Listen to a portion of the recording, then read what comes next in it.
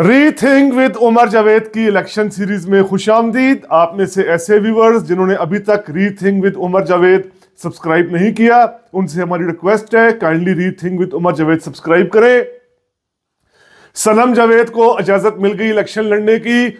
उसके बाद सही मायनों में लाहौर में टफ माहौल बन गया है नून लीग के लिए, हल्का NA 119 में और NA 120 में भी, क्योंकि इस वाले से अभी तक जो अतलात हैं, अभी तक इस वाले से कंफ्लिक्टिंग अतलात हैं कि सनम जावेद को हतमी तौर पर 119 से उतारा जा रहा है या 112 से उतारा जा रहा है, क्योंकि सनम जावेद ने दोनों हलकों से कागजात जमा करवाए थे अपने।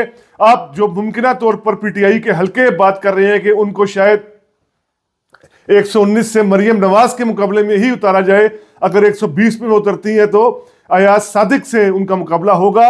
दोनों सूरतों में सनम जावेद जो है बहुत टफ टाइम दे सकती हैं, खास तौर पर जो ये मरियम की सीट है हल्का NA 119 की लाहौर की, इसको नून लीग का एक सेफ, बिल्कुल सेफ सीट कहा जा रहा था। ऐसी सीट कहा जा रहा था जिसको बासानी मरियम नवाज जीत लेंगी PTI के कारकुन वसीम नामी जो कारकुन है PTI के, उनके मुकाबले में। और ये हल्का रवायती तौर पर भी नून लीग का गढ़ चला आ रहा है, नून लीग का गढ़ तस्वर हो रहा है। बेशक मरियम नवाज ने खुद अपने जलसे में कहा है NA 119 के कि वो पहली दफा इस हल्के में जलसा कर रही हैं, लेकिन उसके बावजूद ये हल्का 80 से ऑनवर्ड, 1980 की दहाई से ऑनवर्ड्स नून लीग का एक मजबूत किला रहा है, मजबूत गढ़ है। लेकिन अब सनम जावेद के आने से ये बहुत टफ मुकाबला हो सकता है, या मरियम के लिए बड़ा अपसेट भी हो सकता है। इसकी कुछ ठोस वजूहात हैं, इसकी अहम वजूहात है कि जो सनम जावेद को इस हल्के में फायदा देंगी और मरियम नवाज को नुकसान देंगी। मरियम नवाज इंतखाबी मुहिम के दौरान 3-4 बड़े उनके साथ बैगेजेस हैं, 3-4 ऐसे मामलात हैं जिसका मरियम नवाज को बहुत ज्यादा नुकसान हो रहा है। और ये जो 3-4 नुकसान में अभी हम बताते हैं आपको, ये जो 3-4 नुकसान है इनका सबसे ज्यादा असर NA 119 में ही हो सकता है। सबसे बड़ा नुकसान मरियम नवाज को ये हो रहा है कि मरियम नवाज ने बिल्कुल अपना बयानिया तब्दील कर लिया है। बिल्कुल उन्होंने अपनी शिनाख्त 2018-19 के बाद एक ऐसी लीडर के तौर पर की थी कि जो बहुत मुजाहिमती है, जो सिविल बालादस्ती की बात करती है, जो पाकिस्तान में डेमोक्रेटिक क्रेडेंशियल्स रखने की बात करती है, जमहूरियत की बिल्कुल बात करती है, इस्टेब्लिशमेंट के किरदार को बिल्कुल नेगेटिव माइनस करना चाह रही है पाकिस्तान की पॉलिटिक्स से। मरियम ने इस तरह का एजेंडा देने की कोशिश की। 2019, 20, 21, 22 तक आप देख लें, अप्रैल 2022 तक आप मरियम के ट्वीट्स देख लें, आप मरियम नवाज के आप जलसे देख लें, जुलूस देख लें, और बिल्कुल एक एंटी स्टैब्लिशमेंट और मुस्तकबल में जमहूरियत और सिविल बालादस्ती, ये सारा नैरेटिव बिल्ड कर रही थी। और इस हवाले से वो अपने वालिद मियां नवाज शरीफ का नाम लगाती थी, क्योंकि मियां नवाज शरीफ खुद लंदन में थे। तो मरियम नवाज ये तासुर देती थी कि वो नवाज शरीफ का मौकफ जो है, मुजाहिमती मौकफ जो है, सिविलियन बालादस्ती को बहाल करने का, सिविल बालादस्ती पाकिस्तान में लाने का, एस्टेब्लिशमेंट की पॉलिटिक्स खत्म करने का, वो नवाज शरीफ के इस मौकफ को टो कर रही हैं।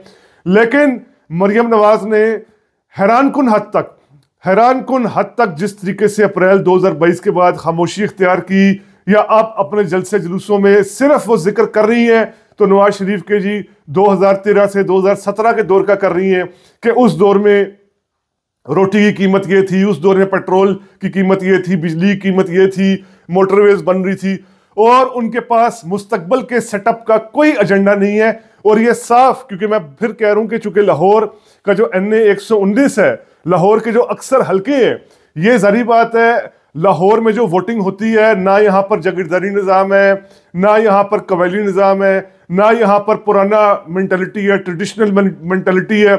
किसी हद तक बरादरी का इन्फ्लुएंस तो होता है, लेकिन उसके बावजूद जो यहाँ बड़ी तादाद में वोटर होता है वो पार्टी को देखता है, मंशूर को भी देखता है, प्रोग्राम को देखता है, नारों को देखता है, परफॉर्मेंस को देखता है, ऑल ओवर किसी पोलिटिकल पार्टी की नैरेटिव को देखता है, बयानी को देखता है। क्योंकि लाहौर का वोटर जारी बात है पाकिस्तान के कई शहर, बड़े शहरों की तरह बाशऊर वोटर है। तो लाहौर का वोटर जब ये देख रहा है कि ये वो मरियम नवाज के जो कितना ज्यादा मुजाहिमती बयानिया लेकर चल रही थी, अब किस हद तक मुफाहिमती हो चुकी हैं, और मुस्तकबल के लिए कोई एजेंडा देने की बजाय फिर माजी की जो है वो बातें कर रही हैं कि माजी में ऐसे हुआ, मोटरवे बन गई, बिजली ऐसी थी, आम चीज़ों की कीमतें ऐसी थी। तो लाहौर का वोटर आप इस चीज को उस तरीके से शरीयत NA 119 की बाय क्या पता ना करे, इस चीज को अपील ना करे, ये चीज नून लीग के लिए वोटिंग के लिए मजबूर ना करे, जो पहले नून लीग को वोट देते रहे हैं हल्का NA 119 से। इसके साथ जो दूसरा अहम फैक्टर है वो है यूथ का, क्योंकि अब पाकिस्तान में जो ये इलेक्शन होने जा रहे हैं इसमें 2018 के मुकाबले में 2.5 करोड़ से ज्यादा वोटर जो है वो यूथ है। 2.5 करोड़ से ज्यादा वोटर जो है वो नया वोटर है, यानी जो फर्स्ट टाइम अपनी वोटिंग करेगा। और 45% वोटर तो वैसे ही यंग है, यानी वो 35 ईयर से कम है, 18 साल से 35 साल तक की उम्र में है। अब ये जो हल्का NA 119 है, यहां पर जो यंग वोटर है, जो पॉपुलर वोटर है, फर्स्ट टाइम वोट करने आया है या ज्यादा से ज्यादा दूसरी टाइम वोट करने आया है, वो अगर वोटिंग के दिन निकल आया, यानी वो 8 फरवरी को अपने घरों से निकलकर पोलिंग बूथ पर निकल आया, तो जो सर्वेज है, जो डेटा है, वाज़ेह तौर पर बता रहा है कि ये यंग वोटर जो है इसका मोर देन 80%, लाहौर से मोर देन 80% वोट PTI का है। ये PTI को वोट डालेगा। अब एक तरफ तो PTI के जो बाकी उम्मीदवार हैं जिनकी ज्यादा उस तरह वेल नोन नहीं है, जिनको लाहौर में खड़ा किया है, वेल नोन से मुराद ये है कि जो अच्छे वकील हैं, कॉन्स्टिट्यूशनलिस्ट हैं, उनका बड़ा सॉलिड बैकग्राउंड है वकालत के एतबार से। लतीफ खोसा उसकी मिसाल है, ये सलमान अकबर राजा उसकी मिसाल है। लेकिन सनम जावेद चूंकि पहले से ही मकबूल थी, पहले से ही उन्होंने सोशल मीडिया में अपनी मकबूलियत और पॉपुलरिटी बना ली थी, पहले से सोशल मीडिया में उनकी फॉलोइंग भी है, तो अब एक तरफ ये मरियम को नेगेटिव पॉइंट्स आएंगे कि उनके पास कोई एजेंडा नहीं, उन्होंने मुज़ाहमती एजेंडा तर्क कर दिया है। यानी अवाम को एक लिहाज से ये कि जब सूट करता था तो मुज़ाहमती नजरिया, अब जब एस्टेब्लिशमेंट बिल्कुल नून लीग को इलेक्शन जितवाने के लिए बहुत आगे तक जा रही है, तो मरियम बिल्कुल इस हवाले से खामोश है, कोई बात नहीं कर रही जमहूरियत के हवाले से, सिविल बालादस्ती के हवाले से। और तीसरा फैक्टर जो शहबाज शरीफ की 16 माह की कारकर्दगी रही है, जिस पर मरियम नवाज बिल्कुल ना मरियम नवाज कोई बात कर रहे हैं ना नवाज शरीफ कोई बात कर रहे हैं। वह कारकर्दगी इतनी बुरी है कि शहबाज शरीफ भी अपने हलकों में उस 16 माह की वजारत उज़्मा की किसी काम को नहीं बेच पा रहे, किसी चीज को सेल नहीं कर पा रहे। खुद शहबाज शरीफ भी अपने जलसों में 2016-17 के नवाज शरीफ के दौर को याद कर रहे हैं। तो यह फैक्टर भी बहुत अहम होगा। 16 यानी 3 फैक्टर्स इसमें 119 में अगर उतरती हैं सनम जावेद, तो मरियम के खिलाफ ये 3 बड़े फैक्टर्स जो हैं हमारे सामने हैं। एक बड़ा फैक्टर ये कि मरियम ने किस तरीके से अपने बयानिए से यू टर्न ले लिया, बल्कि सरेंडर कर दिया अपने मुज़ाहमती बयानियों को। दूसरा ये कि जो 16 माह की कारकर्दगी थी शहबाज शरीफ की, जिसको मरियम नवाज या नवाज शरीफ या नून लीग का और कोई लीडर तो दूर की बात, खुद शहबाज शरीफ भी जस्टिफाइड नहीं कर पा रहे। और तीसरा फैक्टर खुद सनम जावेद की जो यंग पॉपुलर वोट होगा उसमें मकबूलियत, तो ये बड़ा घमसान का रन पड़ सकता है। बल्कि अब तो नून लीग के कई हामी तजिया निगार भी कह रहे हैं कि अगर सनम जावेद मुकाबले में उतर आई मरियम नवाज के, तो शायद मरियम नवाज की शिकस्त ही ना हो जाए, अपसेट ना बड़ा हो जाए।